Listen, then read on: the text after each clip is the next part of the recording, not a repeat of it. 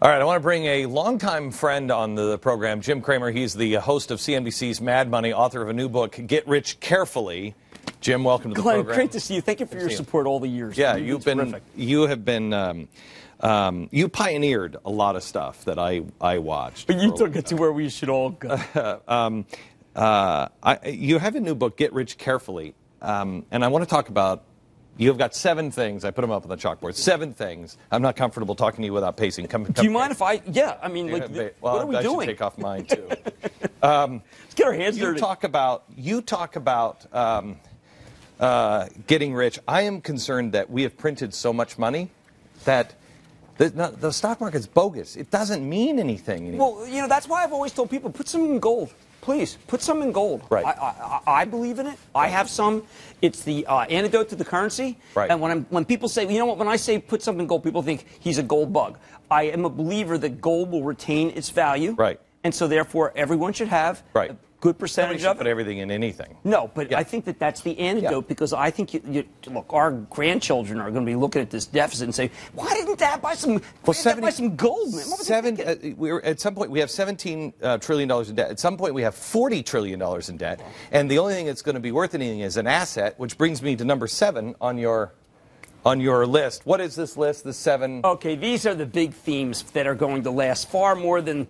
Let's just say far more than next year or next 5 years, maybe 10 years. The one I'm most proud of is the one that is most denial. It is still hard to find people who believe with me. We are in an oil and gas revolution in this country because of American technology. Right. We have found oil where we thought there wasn't any, and this is our chance for greatness. It's our chance for more jobs. It's actually our chance for ascendancy back. It's our chance of survival. Because if we don't take it out of the ground, we have $40 trillion in debt at some point. Right. China or whoever else is just going to say, you know what, guys, pay up. Well, you got nothing. And they'll just take it. Our trade deficit, which is something that's hurt all our workers in this country, right? It gets, I don't want to say it gets 100% cured because we still take a lot of product from countries that won't buy our products. Those are products of bad trade deals that we've made. But oil and gas is something that it's tangible. It creates jobs. The Keystone Pipeline would create more jobs than any one project. But most importantly, Texas, Oklahoma, New Mexico, Montana, Colorado, North Dakota, Pennsylvania, Ohio. Wherever there's fracking, there's jobs.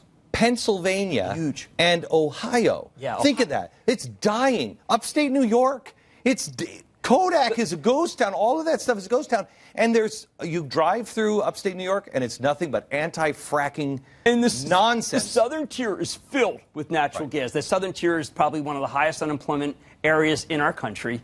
And this state, unlike Pennsylvania, the state doesn't understand those are actually good jobs, especially pipeline jobs. You know that those are high-paying jobs for people who may not have graduated college. Is that okay to help them? You can even get, truck drivers making $90,000 a year in North Dakota. Right. We just don't have enough people there. Okay, come here and talk to me about some of these. Sure. Okay, so we have the oil and gas. Tell me about, let's go stealth tech. What is stealth tech? Okay, stealth tech, we have a lot of companies. We think about personal computers, really haven't done that much. And where I'm saying the real technology is being done in companies like Colgate. Now, I know that sounds boring. Toothpaste people? Yes, but we have taken back huge amounts of the emerging world with our own technology, making the best toothpaste, best shampoo. Now, we should not minimize this. These are scientists from our countries doing good things.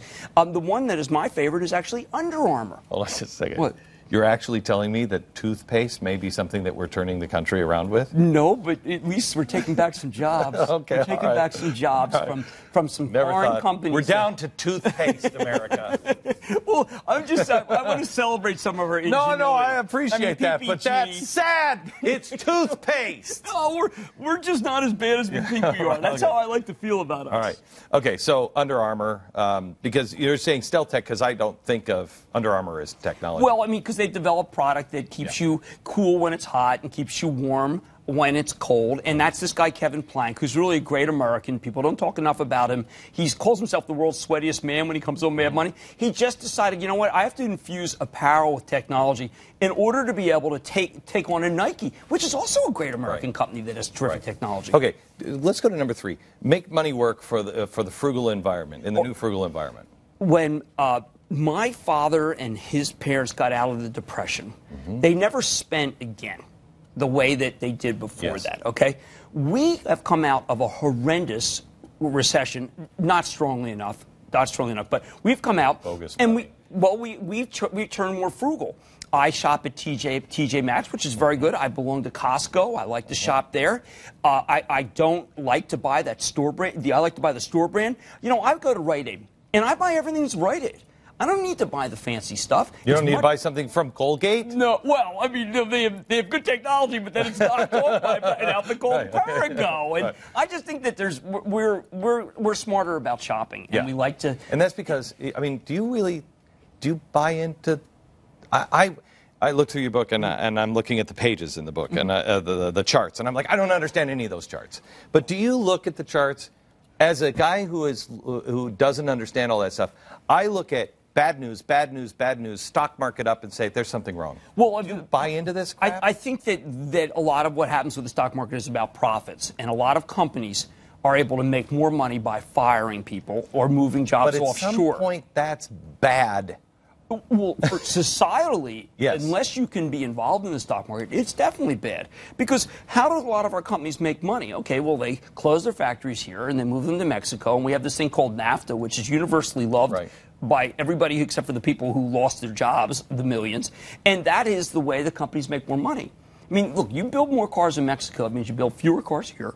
Okay, and we bring them up. We don't charge you any tax on that, and that's how those companies are making more money than we thought. Is there any industry that I mean, there's so many, and you got to read the book to understand all 7 of these. But is there anything?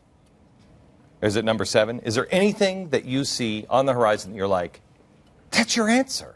That's your answer for America? I think that when you look at where the natural resources. You know, we are a strong natural resource country. Now, we have an anti-fossil fuel government, Republican and Democrat. Yes. But you know what? All that means is we export the jobs to countries that pollute far more than we do. And do you think that pollution stays in China? I mean, I've seen that map. It's like, you know, my kids know it's like a big, big world.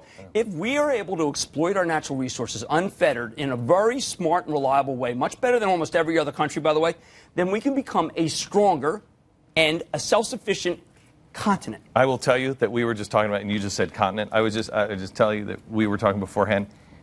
I never thought that I would hear somebody say, you know, Canada has a great government, and then I would go, yes, it does. They're fabulous. 2 places to live: Texas, Canada. The name of the book: Get Rich Carefully by Jim Cramer. Good to see you. Thank you, Glenn. Thank you very much. Back in a minute.